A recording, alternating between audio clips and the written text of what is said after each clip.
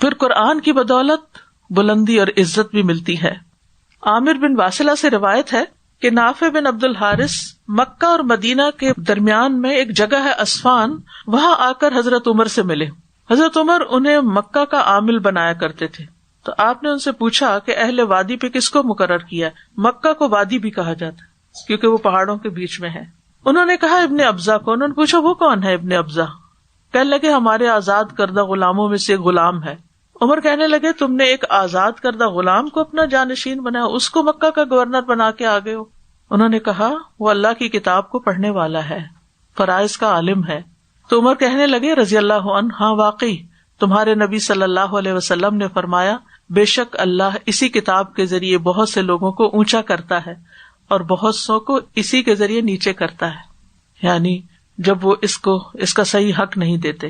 پھر آپ دیکھیں کہ صحیح بخاری کی روایت میں آتا ہے رش کے قابل تو دو ہی لوگ ہیں، ایک وہ جسے اللہ نے قرآن کا علم دیا اور وہ رات کی گھڑیوں میں اس کے ذریعے قیام کرتا ہے، یعنی رات کو تہجد پڑھتا ہے اس کے ذریعے، اور دوسرا وہ جسے اللہ نے مال دیا اور وہ دن رات اس سے صدقہ کرتا ہے. پھر یہ علم انبیاء کی وراثت بھی ہے، اور ابن عمر کہتے ہیں کہ علم کی مجلس عبادت سے بہتر ہے. وہ کہتے ہیں فقہ کی مجلس 60 سال عبادت سے بہتر ہے. یعنی ایک مجلس میں آپ جو کچھ پا لیتے ہیں وہ 60 سال کی عبادت سے وہ نہیں پا سکتے، کیونکہ آپ ایسی باتیں سیکھ جاتے ہیں کہ جن کے کرنے سے ایک دم آپ کے درجات بلند ہو جاتے ہیں. امام شافعی کہتے ہیں علم حاصل کرنا نفل نماز سے افضل ہے. یعنی اگر کوئی شخص صرف نوافل پڑھ رہا ہے اور دوسرا شخص علم حاصل کر رہا ہے تو یہ اس کا عمل اس سے زیادہ افضل ہے. وہ کہتے ہیں فرائض ادا کرنے کے بعد علم حاصل کرنے سے افضل کوئی چیز نہیں. اور واقعی حقیقت بھی یہ کیونکہ صحیح حدیث کے مطابق جو شخص علم کا رستہ اختیار کرتا ہے اللہ تعالیٰ اس کے لیے جنت کا رستہ آسان کر دیں گے. یہ وہ چیز ہے جس کا فائدہ انسان کو مرنے کے بعد بھی پہنچتا ہے. یعنی کچھ چیزیں ایسی ہیں آپ جن کے لیے محنت کرتے ہیں وہ یہی رہ جائیں گے. مثال کے طور پر آپ ایک بہت بڑا گھر بنا لیتے ہیں، آپ اس کو بہت اچھی طرح ڈیکوریٹ کر لیتے ہیں، آپ اس کے لیے بہت محنت کر کے کمائی کرتے ہیں، بہت کچھ لگاتے ہیں، ہر کارنر میں خوبصورت آپ کے ڈیکوریشن پیسز ہیں، بہترین کارپیٹس ہیں، بہترین کرٹنز ہیں، یعنی یو نیم اٹ، ہر طرح کی لگژری ہے اس گھر میں. لیکن سوچئے کہ کیا مرنے کے بعد آپ اس کو ساتھ لے جا سکتے ہیں؟ یا مرنے کے بعد اگر وہ آپ کے وارثوں میں تقسیم ہو جاتا ہے آپ کو اس کا کچھ بھی حصہ ملے گا؟ نتھنگ. لیکن اگر آپ علم سیکھتے ہیں اور دوسروں کو سکھاتے ہیں، اس راستے میں اپنا مال لگاتے ہیں، اس چیز کو فیسیلیٹیٹ کرتے ہیں، اپنی اولاد کو سکھاتے ہیں، وہ آپ کے لیے دعا کرنے کے قابل ہو جاتی ہے، وہ جنازہ پڑھنے کے قابل ہو جاتی ہے، وہ آپ کے اس تحفے پر جو آپ علم کی شکل میں ان کو دیں گے ان کی اچھی تربیت کریں گے، کیونکہ ایک ماں صاحب علم ہوتی ہے تو وہ اپنے بچے کی صحیح تربیت کر سکتی ہے، تو وہ بھی آپ کے لیے صدقہ جاریہ ہوگا. جو مال آپ نے لگایا اس راستے میں یا اس کام کے لیے جو مال آپ وقف کر گئے. پچھلے دنوں کچھ علمی کام کروانا تھا، ٹرانسلیشن کا کام تھا، تو میں نے کسی سے کہا کہ یہ فلاں شخص جو ہیں ان کو آپ یہ کام دیں اور جو وہ پیمنٹ مانگیں گے وہ انشاءاللہ ان کو دے دی جائے گی. تو انہوں نے جواب دیا کہ آپ فکر نہیں کریں کیونکہ ان کو پہلے سے پیمنٹ جاری ہے. تو میں نے کہا کس سے؟ پتا چلا کہ ایک خاتون تھی جو کینسر پیشنٹ تھی، تو انہوں نے اپنی زندگی میں ہی ان عالم کی تنخواہ لگا دی اور پھر وہ فوت ہو گئی. تو اپنی بیٹی کو کہا کہ ان کی تنخواہ بند نہیں ہونی چاہیے، یعنی میں چلی بھی جاؤں تو تم ان کو پے کرتی رہنا. اب وہ نیک سعادت جو بیٹی ہے وہ ان کی تنخواہ جو ہے وہ دے رہی ہے. اور آپ سوچیں کہ وہ جو کام کرتے ہیں اس کا اثر معلوم نہیں کہاں کہاں تک جاتا ہے. تو میری آنکھیں کھل گئی کہ ایسے بھی خاموش لوگ ہوتے ہیں کہ جن کا کسی کو پتہ ہی نہیں ہوتا اور وہ خزانے سمیٹ رہے ہیں. کیونکہ حدیث میں آتا نا من جہز غازیا فقد غزا، جس نے غازی کو تیار کیا گویا اس نے خود کیا. تو کہنے کا مطلب یہ ہے کہ یہ وہ راستہ ہے جس میں اگر آپ کا مال بھی لگتا ہے نہیں، کیونکہ بعض اوقات ہم یہ سوچتے ہیں ویسے تو میں چاہتی ہوں کورس جوائن کر لوں لیکن رجسٹر اس لیے نہیں کرتی کہ فیس بہت ہے. یہ پیسے اگر آپ یہاں سے بچا بھی لیں گے، ایک مثال ہے، نہیں آپ رجسٹر اس لیے کرتے کہ پیسے لگتے ہیں، تو کیا وہ کہیں نہیں لگیں گے؟ کہیں لگیں گے نا. اگر آپ نے یہاں نہیں بھی دیے یا کسی بھی جگہ، یہ نہیں کہ میں الہدائی کی بات کری، کہیں بھی آپ کہیں حفظ کرنے کے لیے جاتے ہیں وہاں آپ کو فیس دینی پڑتی ہے کچھ، کیونکہ جو لوگ ادارے چلاتے ہیں انہیں ظاہر ہے جگہ کا انتظام کرنے کے لیے کچھ نہ کچھ اس پہ خرچ کرنا. کسی مسجد میں آپ جاتے ہیں، مسجد خود بخود تو کھڑی نہیں ہوئی، مسجد کی لائٹیں خود تو نہیں جل رہی، اس کا انتظام ہے اس کے پیچھے. تو اس لیے آپ کسی بھی مسجد میں جائیں ضرور کچھ نہ کچھ ڈالا، کسی بھی مسجد میں جائیں. میں نہیں کہتی کہ آپ صرف یہاں، اینی ویئر، تاکہ یہ مسجدیں روشن رہیں، یہ مسجدیں آباد رہیں، یہ تعلیمی ادارے آباد رہیں. ایسی کتنی جگہ، یعنی آپ خود سوچیے کہ کینیڈا میں کتنے ایسے ادارے ہیں کہ جہاں پر لوگوں کے بیٹھ کر قرآن مجید سیکھنے سکھانے کا ایک موقع میسر ہے. تو اگر ہم اللہ کے راستے میں نہیں بھی خرچ کرتے نا، تو وہ ہمارا پیسہ کہیں نہ کہیں لگنا ہے. یا ہم اپنے اوپر لگائیں گے، یا ہم چھوڑ جائیں گے تو وہ کوئی اور استعمال کرے گا، یا ہم کسی ایسی چیز پر لگا دیں گے جس کا فائدہ صرف دنیا کی حد تک ہوگا، آخرت میں اس کا کچھ نہیں ملنے والا. لیکن یہ وہ علم ہے جس کے راستے میں اگر آپ اپنا مال بھی خرچ کرتے ہیں تو وہ آپ کے لیے صدقہ جاریہ بن جاتا ہے. رسول اللہ صلی اللہ علیہ وسلم نے فرمایا، جب انسان مر جاتا ہے تو اس سے اس کے تمام اعمال منقطع ہو جاتے ہیں سوائے 3 چیزوں کے. ان میں سے ایک صدقہ جاریہ، یا ایسا نفع مند علم، یا نیک اولاد جو اس کے لیے دعا کرے. نفع مند یعنی آپ سیکھ رہے اور آگے فائدہ بھی پہنچا رہے ہیں، یعنی آپ نے خود سیکھا، اپنے بچوں کو فائدہ پہنچایا، اپنے نیبرز کو پہنچایا، آپ جہاں گئے. حتیٰ کہ اگر آپ نے ایک بات سیکھی اور اس پر عمل کیا اور آپ نے کسی کو بتایا نہیں، صرف آپ عمل کر رہے ہیں، نیک عمل کی خوشبو ایسی ہوتی ہے جو دوسروں کو ضرور پہنچتی ہے. آپ بالکل ذکر نہ کریں کہ آپ تہجد پڑھتی ہیں یا آپ کیا کر رہی ہیں کیا نہیں کر رہی، لیکن آپ کے اخلاق میں جو بہتری آتی ہے وہ دوسروں کے دل تک چلی جاتی ہے کسی نہ کسی طرح، اور وہ خاموشی سے آپ سے انسپائر ہو رہا ہوتا ہے بجائے اس کے کہ آپ کو بتائے کہ وہ آپ سے انسپائر ہو رہا ہے. آپ کو پتہ بھی نہیں چلتا. اور جب ہم اللہ سے دور ہوتے ہیں، قرآن سے دور ہوتے ہیں، دین سے دور ہوتے ہیں، شیطان حاوی ہو جاتا ہے، تو پھر شیطانی اثرات بھی ہمارے دوسروں تک پہنچتے ہیں، کبھی بد اخلاقی کی شکل میں، کبھی بد زبانی کی شکل میں، کبھی برے رویے کی شکل میں، کسی نہ کسی طرح وہ دوسروں تک ٹرانسفر ہوتے ہیں. تو اس لیے یہ جو نفع مند علم ہے جس کا سب سے پہلا نفع خود ہمیں ملتا ہے، پھر ہمارے قریب والوں کو ملتا ہے، اور پھر کبھی زیادہ کوشش ہو تو دور والوں تک بھی چلا جاتا ہے. رسول اللہ صلی اللہ علیہ وسلم نے فرمایا، مومن کو اپنی وفات کے بعد اپنے کل کو ضرور یاد رکھا کرے. صرف آج کے لیے کام نہیں کیا کرے، ساری طاقت یہاں کے لیے نہیں لگا دے اس دنیا کے بنانے کے لیے جس نے ایک دن ختم ہو جانا ہے. فرمایا کہ مومن کو اپنی وفات کے بعد جو اس کے عمل اور اس کی اچھائیاں پہنچتی ہیں ان میں سے یہ بھی ہیں جس علم کی اس نے تعلیم دی اور اسے پھیلایا، یعنی دوسروں کو بھی بتایا. یعنی آپ خود کورس کر رہے ہیں، آپ اپنی کسی فرینڈ کو بھی بتا سکتے، کسی اور کو بھی. کوئی اچھی بات سنتے ہیں، پڑھتے ہیں، آپ اپنی فیس بک پہ شیئر کرتے ہیں، کسی اور کے ساتھ شیئر کرتے ہیں. وہ نیک اولاد جو پیچھے چھوڑی، قرآن مجید کا نسخہ جو کسی کو وراثت میں ملا، یعنی آپ دوسروں کو قرآن مجید اسپانسر کر دیتے ہیں. مسجد جو اس نے تعمیر کی، اور بعض اوقات ہم تعمیر کی حد تک کر دیتے ہیں، مگر چلانے میں کوئی مدد نہیں کرتے، تو وہ بھی اسی میں ہی آ جاتا ہے. مسافر خانہ جو اس نے قائم کیا، یعنی مسافروں کی رہائش کا انتظام کیا. پہلے زمانے میں ہوٹلز وغیرہ نہیں ہوتے تھے، لوگ کہیں جاتے تھے تو ان کو رہنے کی بہت بڑی مشکل پیش آتی تھی، تو کچھ لوگ فی سبیل اللہ مسافر خانے بنواتے تھے. نہر جو اس نے جاری کی، یعنی پانی کا انتظام کیا. یعنی آج کینیڈا میں تو الحمدللہ دنیا میں سب سے زیادہ پانی ہے، لیکن یہ ہے کہ بعض اوقات کسی کو پلانے کے لیے کوئی انتظام آپ کرتے ہیں. یا صدقہ جو اس نے اپنی زندگی میں صحت کی حالت میں نکالا. صحت میں ایک تو ہے کہ بیماری میں ہم کہتے ہیں کہ اب جو ہے ہمارے پاس ختم کرو، اس کو وارث لے جائیں گے، صدقہ کر دو. نہیں، صحت کی حالت میں کہ ابھی آپ زندہ ہیں، آپ کو خود بھی ضرورت ہے اور آپ کو فکر بھی ہوتی ہے کہ بڑھاپے میں اور کیا ہوگا، مجھے پیسے چاہیے ہوں گے، پھر بھی آپ نکالتے ہیں اللہ کے راستے میں. ان سب کا ثواب اس کو اس کی موت کے بعد ملتا رہے گا. یعنی آپ جا کے آرام کر رہے ہیں اپنی قبر میں، اور آپ کا ثواب آخرت کے لیے اکٹھا ہوتا چلا جا رہا ہے. اور قیامت کے دن بھی بلند درجات، یرفع اللہ الذین آمنوا منکم والذین اوتوا العلم درجات. اللہ ان لوگوں کو درجوں میں بلند کرے گا جو تم میں سے ایمان لائے اور جنہیں علم دیا گیا. پھر اسی طرح ایک اور حدیث میں آتا ہے، قیامت کے دن قرآن اور قرآن والے ایسے لوگوں کو لایا جائے گا جو اس پر عمل کرتے تھے، اور سورۃ البقرہ اور آل عمران اس کے آگے آگے ہوں گی. کیا شان ہوگی نا. یعنی قرآن پڑھنے والے، سمجھنے والے اور اس پر عمل کرنے والے آ رہے ہیں، اور صورتیں ان کے آگے آگے ہیں. رسول اللہ صلی اللہ علیہ وسلم نے ان صورتوں کے لیے 3 مثالیں دی جن کو سننے کے بعد راوی کہتے ہیں نواس ان کا نام ہے، میں انہیں آج تک نہیں بھولا. آپ نے فرمایا جیسے وہ 2 بادل ہیں، یعنی بادلوں کی طرح اس کے آگے آگے ہوں، یا وہ 2 کالے سائبان ہیں جن کے درمیان روشنی ہے، لائٹ ہے، یعنی ٹینٹ ہے اور ان کے بیچ میں لائٹ ہے. یا جیسے وہ ایک سیدھ میں اڑنے والے پرندوں کی 2 ٹولیاں ہیں. یہاں تو گیز اڑتے ہوئے آپ کو ایسے سیدھ میں اڑنے والے لائن میں نظر آ رہے ہوتے ہیں. وہ اپنے صاحب یعنی قرآن پڑھنے والے کی طرف سے مدافعت کریں گے، یعنی اس کو ہر طرح کی تکلیف سے بچائیں گے. جب وہ چل رہا ہوگا تو جیسے باڈی گارڈز ہوتے ہیں. لیکن بات یہ ہے کہ اتنی ساری فضیلتیں جاننے کے باوجود بھی ہم بعض اوقات چھوٹی چھوٹی مشکلات سے گھبرا کر پیچھے ہٹ جاتے ہیں، کیونکہ ہمارا دشمن ہمارے ساتھ ہے اور وہ ہے شیطان. وہ ہمیں اس سے روکتا ہے. تم اگر اس کام میں لگ گئی تو پھر تمہاری فلاں مصروفیت کا کیا ہوگا، اور تمہاری نیند پوری نہیں ہوگی، اور تمہاری جاب چلی جائے گی، اور تمہارے بچے رل جائیں گے، اور تمہارا معلوم نہیں کون کون سی دنیا کے کسی کام کے لیے نکلنا ہو تو اتنے وسوسے نہیں آتے جتنا دین کے کام کے لیے نکلتے ہوئے آتے ہیں۔ علامہ ابن الجوزی کہتے ہیں، جان لو کہ ابلیس کا لوگوں پر سب سے پہلا دھوکہ یہ ہے کہ وہ ان کو علم سے روک دیتا ہے، کہ علم نہیں حاصل کرنا۔ اور بعض اوقات کچھ لوگ واقعی روکتے ہیں، آلودہ نہیں جانا، پھر وہیں کہیں ہو جاؤ گے، کیونکہ علم نور ہے۔ شیطان کا پہلا کام کیا ہے؟ دھوکہ، علم سے روکتا ہے، کیونکہ علم نور ہے۔ پھر جب وہ ان علم کے چراغوں کو بجھا دیتا ہے، اب انسان علم ہی حاصل نہیں کرتا تو وہ ان کو اندھیروں میں جیسے چاہتا ہے ٹھوکریں لگواتا ہے، یعنی پھر انسان کبھی کچھ کرتا ہے، کبھی کچھ کرتا ہے، گرتا ہے، پڑتا ہے۔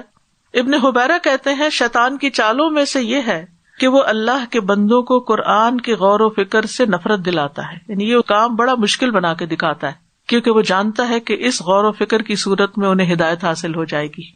یہ بعض اوقات انسان کہتا ہے میں نے پڑھ تو لیا، ابھی دوبارہ کیا کرنا، لیکن کیا ایک دفعہ پڑھا ہوا کافی ہو جاتا ہے؟ نہیں، قرآن تو ہر دفعہ پڑھنے سے نیا ہی لگتا ہے۔ اور پھر بعض اوقات لوگ بغیر علم کے دوسروں کو گمراہ کر رہے ہوتے ہیں، پتہ نہیں ہوتا اور فتوے دے رہے ہوتے ہیں۔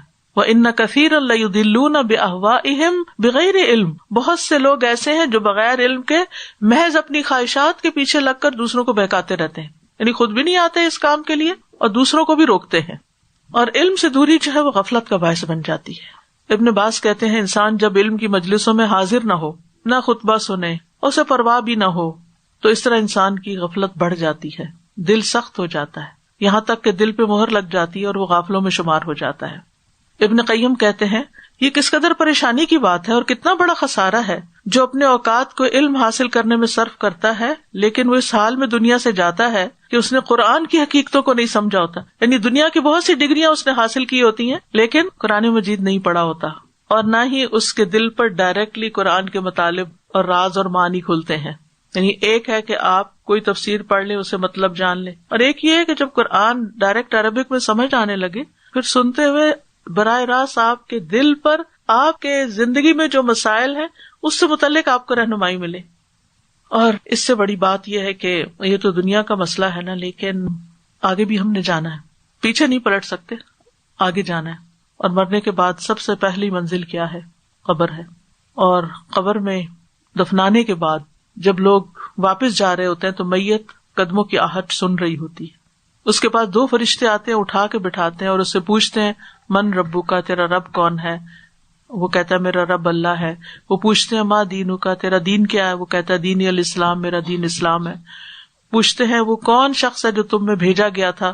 وہ کہتا ہے، یعنی نبی صلی اللہ علیہ وسلم کی طرف اشارت، وہ کہتے ہیں وہ رسول اللہ صلی اللہ علیہ وسلم ہے۔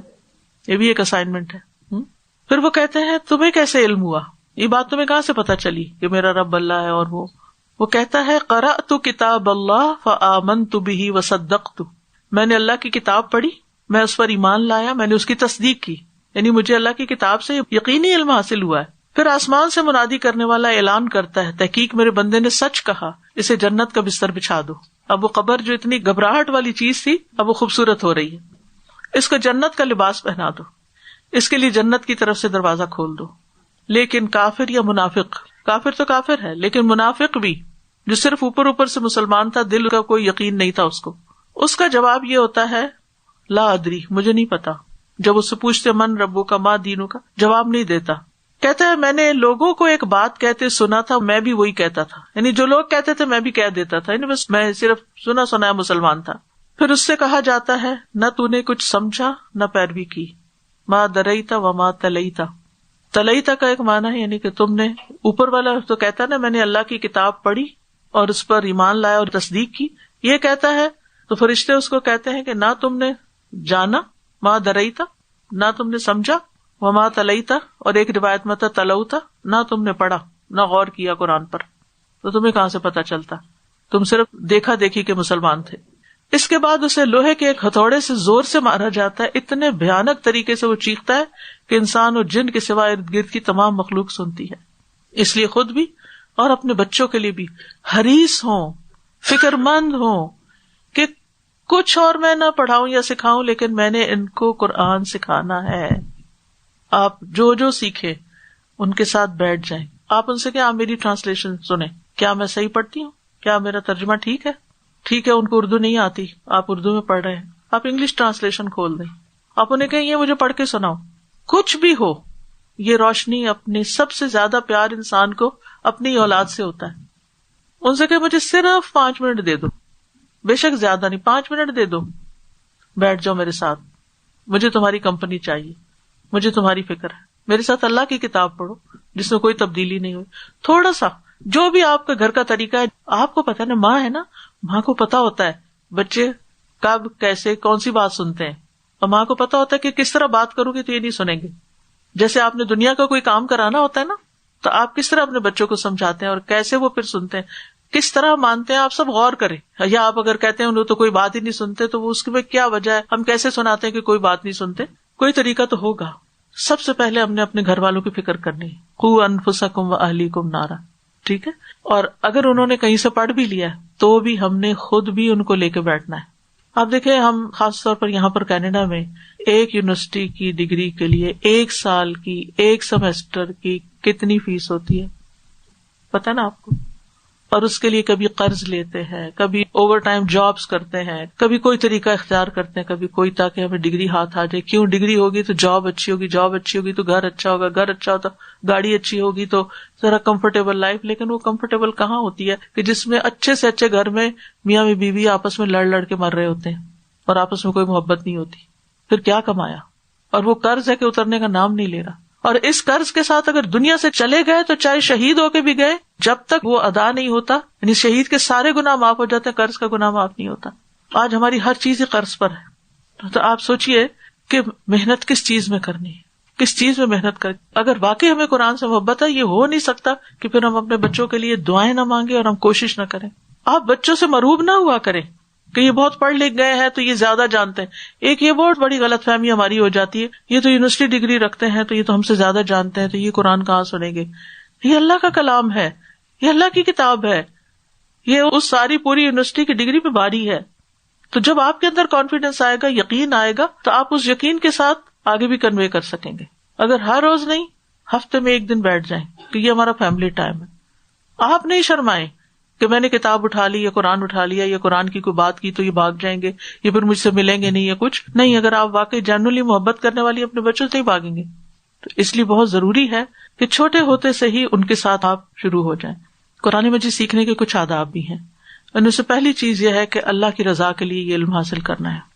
کہ ہمارے یہاں آنے کا سب سے بڑا مقصد کیا ہے؟ کہ میرا رب مجھ سے راضی ہو جائے. یہ بتائیے کہ اگر رب راضی ہو گیا تو پھر کسی چیز کی کمی رہے گی؟ پھر کچھ خسارہ ہے کسی چیز؟ کوئی خسارہ نہیں، سبھی کچھ پا لیا. لہٰذا آپ نے اپنی نیت کو اپنے رب کے لیے درست کرنا ہے. امام احمد کہتے ہیں جس کی نیت صحیح ہو تو علم کے برابر کوئی چیز نہیں. ان سے کہا کہ نیت کیسے صحیح ہو؟ انہوں نے کہا وہ یہ نیت کرے کہ وہ اپنے آپ سے اور دوسروں سے جہالت کو دور کرے گا. ٹھیک ہے، یعنی اللہ کی رضا کے لیے سیکھیں. اور مقصد کیا ہونا چاہیے؟ خود کو فائدہ پہنچانا ہے، اپنی جہالت دور کرنی ہے. اور جہالت 2 طرح کی ہوتی ہے، ایک ہوتی ہے علم کا نہ ہونا، ہے ہی نہیں، اور دوسرا یہ ہے بھولا ہوا ہے. تو اس لیے جو ریپیٹرز ہیں، جو لوگ پہلے سے تعلیم القرآن کر چکے ہیں، دوبارہ اگر پڑھنا چاہتے ہیں تو استقامت کے ساتھ پڑھیں کہ یہ ہماری اس غفلت اور جہالت کو، جو ہماری بھولنے کی عادت کی وجہ سے ہم بھولے ہوئے قرآن کو، اس کو دوبارہ تازہ کرنے میں مدد دے گا. پھر یہ ہے کہ ہمیں اس کا حرص ہونا چاہیے، شوق سے کریں اس چیز کو. وَبِذَلِكَ فَلْيَفْرَحُوا، خوش ہو جائیں، خوشی سے کریں، خوشی سے گھر سے نکلیں، خوشی سے یہاں آ کر بیٹھیں، خوشی سے کھولیں کتاب، انٹر ہوتے ہوئے خوش ہو جائیں. آپ اللہ کے گھر میں داخل ہوئے، آئیں نفل پڑھیں، گھر میں اگر ٹائم نہیں ملا ریلیکس ہو، تھوڑے سے ٹائم پر پہنچیں اور پھر اس کے بعد اپنا کام شروع کر دیں. جس کو ملے خوشی سے سلام کریں کہ اللہ کی خاطر ملاقات کر رہے ہیں. پھر یہ کہ علم سیکھنے میں حیا نہ کریں. مجاہد کہتے ہیں حیا کرنے والا اور تکبر کرنے والا علم حاصل نہیں کر سکتا. یعنی کوئی سوال پوچھنے میں کبھی جھجکے نہیں، اور کبھی یہ نہ سمجھے کہ مجھے بہت آتا ہے پہلے سے ہی. اگر مجھے کوئی میری غلطی بتائے تو ناراض نہ ہو، ہم سب بھولنے والے ہیں. ضروری نہیں ہوتا جو شخص غلطی کر رہا ہو تو جان بوجھ کے کر رہا ہوتا ہے، وہ بعض اوقات بھولا ہوا ہوتا ہے. پھر یہ کہ علم میں پختگی حاصل کریں. یہ نہیں کہ اس کو ایک سیکنڈری قسم کا کام سمجھ کے چھوڑ دیں. 3 دن آپ کی کلاس ہوگی، 4 دن نہیں ہوگی. ٹھیک ہے، تو آپ کو اگر بوجھل لگے نا 3 دن، تو آپ ساتھ سوچا کریں 4 دن نہیں بھی ہے. لہٰذا ان 3 دنوں کے کام ان 4 دنوں میں پورے کرنے، چاہے گھر کے ہوں چاہے پھر پڑھنے کے ہوں. اور اس طرح اپنے اوقات کی تقسیم کرنی ہے کہ کوئی چیز متاثر نہ ہو. تاکہ لوگ آپ کے اس علم حاصل کرنے کو کوسنے نہ لگیں کہ یہ انہوں نے کیا شروع کر دیا، اب ہماری طرف کوئی توجہ نہیں. نہ ہسبینڈ کو یہ شکایت ہو اور نہ ہی بچوں کو. ضروری نہیں کہ وہ گھر میں انٹر اور آپ کتاب کھول کے بیٹھ جائیں، نہیں، ان کے آنے سے پہلے اپنی چیزوں میں کمی کریں، اپنی کچھ نیند میں کمی کر لیں، اپنے کچھ اور غیر ضروری کاموں میں کمی کر لیں، میل ملاقات میں تھوڑی سی کمی، لیکن اپنے اس کام کو شوق سے اور پختگی سے کرنا ہے. کیونکہ لَٰكِنِ الرَّاسِخُونَ فِي الْعِلْمِ مِنْهُمْ، لیکن ان میں سے جو لوگ علم میں پختہ ہے، پختگی لانی ہے، کچا پکا نہیں. پھر قرآن میں مہارت حاصل کرنا. آپ کو معلوم ہے نا کہ رسول اللہ صلی اللہ علیہ وسلم نے فرمایا جو آدمی قرآن میں ماہر ہو وہ ان فرشتوں کے ساتھ ہے جو لکھنے والے، معزز اور بزرگی والے. الماہر بالقرآن مع السفرۃ الکرام البررہ، یعنی آپ کو قرآن پڑھ چکے، آپ کو معلوم ہے، بہت سی چیزیں ریپیٹ ہو رہی ہیں، لیکن آپ ان میں ماہر بنے. وہ چیزیں جو آپ کو صرف معلوم، آپ ان کو یاد کر لیں، آپ احادیث کو یاد کر لیں، آیات کو یاد کر لیں. پھر علم کی مجلس میں آگے بڑھنا، لیٹ نہ آئیں، ٹائم پر آئیں، صرف بیک بینچز نہ بنے کہ پیچھے جا کے بیٹھ جائیں.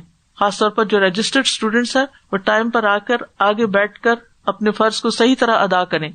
رسول اللہ صلی اللہ علیہ وسلم ایک دن مسجد میں تشریف فرما تھے، لوگ آپ کے پاس بیٹھے ہوئے تھے. 3 لوگ آئے، 2 رسول اللہ صلی اللہ علیہ وسلم کے سامنے آ گئے، ایک چلا گیا. ابو واقد کہتے ہیں وہ دونوں کچھ دیر رسول اللہ صلی اللہ علیہ وسلم کے پاس کھڑے رہے. پھر ان میں سے ایک نے ہلکے میں کوئی جگہ دیکھی، وہاں بیٹھ گیا. دوسرا سب سے پیچھے جہاں مجلس ختم ہوتی تھی. تیسرا واپس چلا گیا.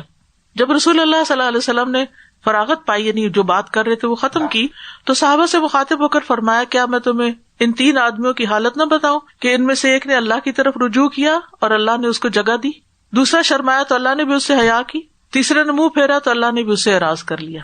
جو چلا گیا وہ چلا گیا، اللہ تعالیٰ نے بھی اس سے بے اعراض کیا، لیکن جو آگے آیا اللہ تعالیٰ نے اس کو جگہ دی، یعنی کہ اس کا مقام بڑھا دیا. پھر آپ دیکھیں کہ علم کا راستہ مشکل راستہ ہے، اسی لیے تو اجر زیادہ ہے.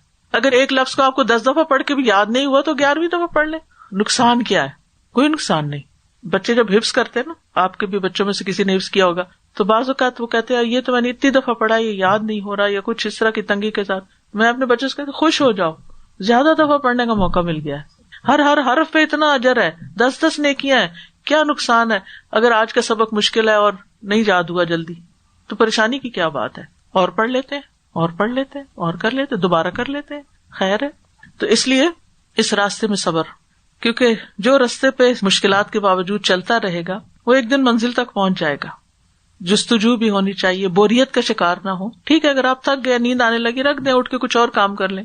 آپ سب کو معلوم ہونا چاہیے کہ اپنی نیند کو، سستی، غفلت کو کیسے بھگانا ہے. ٹھیک ہے نا؟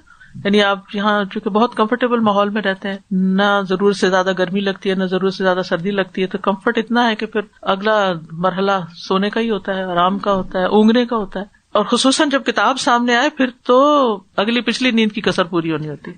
اگر ہو سکے تو آپ دیکھ لیجئے کہ اگر اسپرے باٹل ہے آپ کے پاس، گلاب کا ڈال کے رکھ لیں، تھوڑا تھوڑا آنکھوں میں اسپرے کر لیں، ہو سکتا ہے اس سے آنکھ کھل جائے. نہیں تو اگر آپ اپنے منہ میں کوئی چیز رکھ لیں، کوئی ملٹھی یا کوئی ایسی چیز جس سے گلا بھی صاف ہوگا، تجوید اچھی نکلے گی. یعنی کوئی بھی ایسی چیز جس سے آپ کی نیند بھاگ جائے، تاکہ آپ کا وقت ضائع نہ ہو. کیونکہ اس طرح نہ سونے میں نہ جاگنے میں، یا اگر آپ سمجھتے ہیں کہ بہت ہی نیند تو تھوڑی دیر نیپ لے لیں، سو کے فریش ہو کے پڑھنا شروع کر دیں. یہی ابن ابی کثیر کہتے ہیں جسم کی راحت سے علم حاصل نہیں ہوتا، یعنی مشقت اٹھانی پڑتی ہے. کسی نے ایک عالم سے سوال کیا، میں قرآن سیکھنا چاہتا ہوں لیکن میں زندگی کی مصروفیت، مسلسل کاموں کی وجہ سے سستی اور غفلت کا شکار ہو جاتا ہوں، سیکھ نہیں پاتا، آپ مجھے کیا نصیحت کریں گے؟ تو شیخ نے جواب دیا، جان لو کہ کوئی بھی قرآن آسانی سے نہیں سیکھتا، اس کو لازماً آزمایا جاتا ہے، اس کا امتحان ہوتا ہے، اور لازماً سامنے والا کتاب اللہ سیکھنے والے کو سختی سے بھینچتا ہے. یہ جو بھی آپ کے سامنے ہوتے ہیں، جیسے جبریل علیہ السلام نے رسول اللہ صلی اللہ علیہ وسلم کو 3 دفعہ زور سے بھینچا. انہوں نے کہا اقرا، کہ میں نہیں پڑھ سکتا، انہوں نے بھینچا، پھر کہا اقرا، میں نہیں پڑھ سکتا، تیسری دفعہ پھر بھینچا، پھر آپ پڑھنا شروع ہو گئے. تو ہر شخص پریشر میں آتا ہے، بھینچا جاتا ہے. اور پھر اس کے بعد آپ دیکھیے کہ یہ نہیں کہا کہ اچھا اب تم پڑھنے لگ گئے تو اب جا کے آرام کرنا. ساتھ ہی کیا آیتیں نازل ہوتی ہیں، یا ایھا المزمل قم اللیل الا قلیلا، یا ایھا المدثر قم فانذر. ایک صورت ذاتی عبادت اور دوسری تبلیغ، اٹھو اور کچھ کرو. اصل میں اگر ہمیں یہ پتہ چل جائے نا کہ یہ زندگی آخرت کمانے کے لیے، تو پھر وہ آرام کی باتیں چھوڑ دیں، پھر ہم محنت کی طرف توجہ کریں. تو مشکلات آتی ہیں، بھینچا جاتا ہے انسان، پریشر میں آتا ہے، پھر چھوڑنے کا سوچتا ہے، پھر انسان دوبارہ اٹھتا ہے، پھر چھوڑتا، یعنی یہ اپ اینڈ ڈاؤن آئیں گے. آپ نے دیکھا جن بچوں نے حفظ کیا ہوتا ہے پھر کرتے کرتے کوئی جگہ آتی ہے اٹک جاتے ہیں، کہتے چھوڑنے لگے ہیں. پھر آپ ان کو دلاسا دیتے، تسلی دیتے ہیں، پش کرتے ہیں، کچھ کرتے ہیں، پھر دھکا لگاتے ہیں، پھر وہ آگے چلتے ہیں. پھر تھوڑے عرصے کے بعد دوبارہ ان پہ کوئی نہ کوئی فیز آ جاتا ہے. جنہوں نے اپنے بچوں کو حفظ کرایا ہوگا یا پڑھایا ہوگا، اچھا صرف یہ قرآن کا نہیں، دنیا کی تعلیم میں بھی بعض اوقات یہی ہوتا ہے. وہ کہتے ہیں ہم یہ چھوڑنے لگے ہیں، ہم سبجیکٹ چینج کر رہے ہیں، ہم فلاں کر رہے ہیں. تو جو مائیں چپ کر جاتی ہیں پھر بچے پیچھے ہی رہ جاتے ہیں، اور جو مائیں پیچھے کرتی ہیں وہ پھر منزل پہ پہنچا دیتی ہیں. پھر انہوں نے کہا جو اہل القرآن میں سے ہونا چاہتا ہے وہ کتاب کو مضبوطی سے پکڑ لے. آپ نے کیا سمجھا کہ آپ کو تاج پہنایا جائے اور آپ اہل اللہ اور اللہ کے خاص بندوں کی دوستی کا حصہ پائیں، حالانکہ ابھی اللہ نے آپ کے اخلاص، کوشش، آپ کی پابندی، آپ کے غور سے سننے، آپ کے دہرانے اور سننے کو جانا ہی نہیں. جان لیں اللہ کے تاج بڑے مہنگے ہیں. وہ انہیں کو تاج پہناتا ہے جو سخت صبر کرنے والے ہوتے ہیں، اور نرم دل ہی کو اس سے حصہ ملتا ہے، اور صبر کرنے والوں اور بہت خوش نصیبوں کو ہی یہ ملتا ہے. پھر ایک اور چیز جس کا آپ نے ارادہ کرنا ہے وہ علم کو عمل کے ذریعے محفوظ کرنا ہے، صرف زبانی یاد کر کے نہیں بلکہ عمل کے ذریعے محفوظ کرنا ہے. خطیب بغدادی لکھتے ہیں، اے طالب علم، میں تجھے نصیحت کرتا ہوں کہ علم کو اخلاص نیت کے ساتھ حاصل کرنا، اس کے مطابق عمل کرنے کے لیے نفس پر محنت کرنا. بے شک علم درخت ہے اور عمل اس کا پھل ہے. اس کا شمار علم والوں میں نہیں ہوتا جو علم پر عمل نہیں کرتا، یعنی وہ عالم نہیں کہلاتا. علم والد ہے، عمل اس کا بیٹا ہے. علم عمل کے ساتھ ہوتا ہے. تم عمل کو فراموش نہ کرو جب تک تم علم سے وابستہ رہو، اور تم علم کو فراموش نہ کرو اگرچہ تم عمل میں سستی کیوں نہ کر رہے ہو. چھوڑنا نہیں اس رستے کو. تو دونوں کو ملا کر رکھو اگرچہ تمہارا نصیب ان دونوں میں سے کم ہو. اور علم کے اضافے کے لیے دعائیں بھی کرنی ہے. وقل ربی زدنی علما، خوب خوب دعائیں کرنی ہے. اس کو تو اٹھتے بیٹھتے سجدے میں بھی کرنا ہے.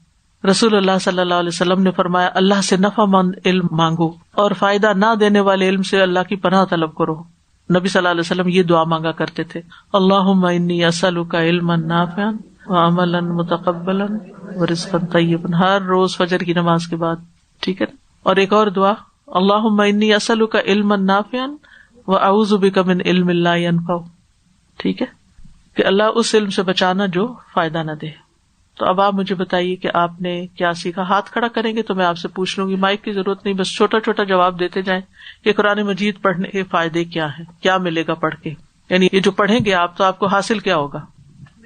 اللہ سبحانہ تعالیٰ کا قرب ملے گا. جزاک اللہ خیر. اور ہدایت کی راہ ملے گی. ٹھیک ہے، شفا ملے گی انشاءاللہ. اللہ تعالیٰ اپنے راستے پہ چلنے کی توفیق دے گا. جنت کا راستہ آسان ہوگا. زندگی میں سکون ملے گا، بے چینی دور ہوگی. حکمت و بصیرت ملے گی. گمراہی سے بچ جائیں گے، غفلت سے بچ جائیں گے. وقت میں برکت ہوگی، بالکل. رفعت اور بلندی ملے گی، بالکل.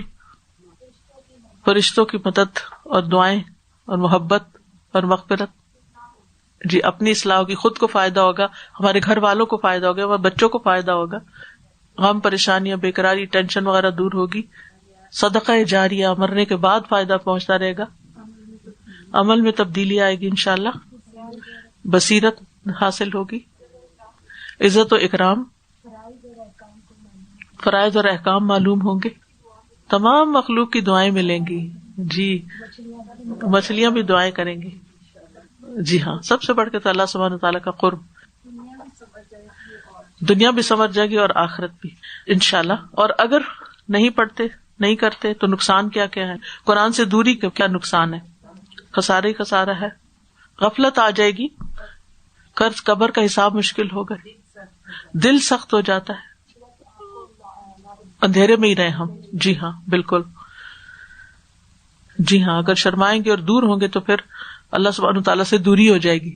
قرآن مجید کی ایک آیت ہے، وَمَنْ أَعْرَضَ عَنْ ذِكْرِي فَإِنَّ لَهُ مَعِيشَةً ضَنْكًا، جو میرے ذکر سے منہ موڑے گا اس کے لیے میں دنیا کی زندگی بھی تنگ کر دوں گا. جی، غافلوں میں شامل ہو جائیں گے. قرآن سیکھنے کے آداب کیا ہیں؟ نمبر 1، اللہ کی رضا کے لیے اور نیت درست کر کے، مقصد سامنے رکھتے ہوئے، شوق اور حرص، حیا نہ ہو، علم میں پختگی حاصل کرنی ہے، استقامت، مہارت، ایکسپرٹیز. ہاں، لیٹ نہیں آنا، بور نہیں ہونا، مشقت پر صبر کرنا ہے. ٹھیک، علم میں اضافے کی دعائیں کرنا ہے، عمل میں استقامت، دعائیں کرنی ہے انشاءاللہ. اور کوئی بات آپ کہنا چاہیں، کوئی سجیشن دینا چاہیں؟ ہاں، چھوڑنے کا نہیں سوچنا. اگر کوئی سوچے تو اس کو بھی تسلی دینی ہے، ہو جائے گا. جی، علم کو عمل کے ذریعے محفوظ کرنا ہے. ٹھیک ہے، دوسروں کے ساتھ شیئر کرنا ہے، کیونکہ اس سے علم میں پختگی آتی ہے. خود کو آرگنائز کر کے رکھنا تاکہ گھر والوں کو شکایت نہ ہو. اپنے آپ پر محنت کرنی ہے. جی، اس پہ غور و فکر بھی کرنا ہے انشاءاللہ. عمل کے ذریعے محفوظ کرنا ہے. حیا اور تکبر سے بچنا. حیا سے مراد یہ کہ ہائے کوئی کیا کہے گا، میں سوال پوچھوں تو وہ مذاق ہی اڑائیں گے، یا میں بولوں گی تو میری کوئی غلطی نہ ہو جائے. یہ نہیں پرواہ کرنی. ہم غلطیاں کرتے ہیں، کیا ہوا اگر غلطی ہوگی؟ اگر کوئی ہم پہ ہنس پڑا تو تھوڑی دیر ہنس کے خوش ہو جائے، کوئی بات نہیں، کل کو خود بھی وہی کرے گا. کمفرٹ زون سے نکلنا ہے. یس، ایسے بڈیز بنائے، ایسے دوست بنائے کہ جو آپ کو انکریج کریں. جی ہاں، اٹینٹو ہو کر بیٹھنا ہے، اور اگر نیند کا غلبہ ہو یا کچھ تو اس کا علاج سوچ کے رکھنا ہے، اور گھر میں بھی نیند کو بھگانا ہے. اور پھر یہ ہے کہ اجر اور ثواب کو بھی ذہن میں رکھنا ہے کہ میں ہر روز کیا کما کے جا رہی ہوں. یعنی جب آپ نکلتے ہیں یہاں گاڑی کی طرف جا رہے ہو تو سوچیں کیا کما کے جا رہی ہوں. ہم سوچتے ہیں کہ شاید ہم دوسروں پر احسان کرنے کے لیے آ رہے ہیں، جبکہ ہم اپنا فائدہ اور اپنے ساتھ عمل اور ثواب لے کے جا رہے ہوتے ہیں. یعنی گھر جائیں گے تو ہو سکتا ہے تھکے ہوئے بھی ہوں، کچھ دماغ بھی تھکا ہوا ہوگا، اور شروع میں ذرا زیادہ بھی ہوتا ہے کیونکہ اتنا بیٹھنے کی عادت نہیں ہوتی، سارا دن تھوڑا بیٹھنا اٹھنا چلا رہتا ہے. تو پھر اس میں فرسٹریشن میں گھر والوں پہ غصہ نہیں نکالنا، یا یعنی اپنا رویہ اور اخلاق ڈے 1 سے بہتر کرنا ہے تاکہ پتہ چلے، یہ نہیں کہ دکھانے کے لیے، تاکہ آپ کا عمل ظاہر ہو کہ دوسرے لوگ پھر آپ کا عمل دیکھ کر اس کی طرف آئیں اور آپ کو اور بھی اجازت دیں. چلے ٹھیک ہے، الحمدللہ، جزاکم اللہ خیرن، بارک اللہ فیکم. جب انسان سفر شروع کرے تو سب سے پہلے یہ کہ یہ سوچ لے کہ جو میں کرنے جا رہا ہوں یہ ٹھیک ہے یا نہیں. پہلے تو بات آپ نے یہ سوچنی ہے کہ جو آپ کر رہے ہیں یہ صحیح ہے یا نہیں، تاکہ پورے شرح صدر کے ساتھ آپ اس کام کو اختیار کریں. ٹھیک ہے نا. نمبر 2، جب آپ شروع کر لیں اس کو تو پھر خالص اللہ کے لیے کریں، اور جب آپ کرنے لگے تو اللہ پر ہی بھروسہ کر کے کریں، توکل اللہ پہ کریں. جب کرتے ہوئے مشکلات پیش آئے تو پھر آپ صبر کریں. یہ نہیں کہ دائیں بائیں جس دوست کا فون آئے جس سے بات کرے، وہ میں نے کورس جوائن کر لیا ہے، وہ اتنا کام ہوتا ہے، اتنا پڑھنا ہوتا ہے، اور پھر اس وجہ سے میں جس کے کسی کام میں کوئی کمی بیشی آئے اس کو یہ عذر پیش کرنا شروع کر دیں. قرآن کو وجہ نہ بنائیں اپنی دنیا کے کسی کام کے چھٹنے یا کسی بھی کام میں غفلت کا. یعنی وہ اصل میں پڑھتی ہوں نا یا میں پڑھاتی ہوں نا تو اس وجہ سے مجھے ٹائم نہیں. نو وے، آپ اور سارے کام کر لیتے ہیں اور اتنی چیزیں رکاوٹ ہوتی ہیں، قرآن کو کیوں حجت بناتے ہیں؟ تو صبر کیا ہے کہ مشکل ہے لیکن اس کا کہانی نہیں ہر وقت بیان کرنی. اور پھر جب کام ہو جائے تو شکر کرنا ہے، شکر ادا کرنا ہے، کیونکہ شکر سے نعمتوں میں اضافہ ہوتا ہے. اللہ سبحانہ و تعالیٰ ہمارے علم اور عمل میں اضافہ فرمائے. یا ایھا الناس قد جاءتکم موعظۃ من ربکم وشفاء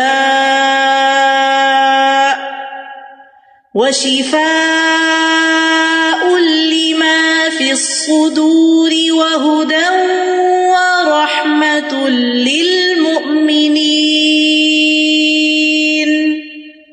قل بفضل اللہ وبرحمتہ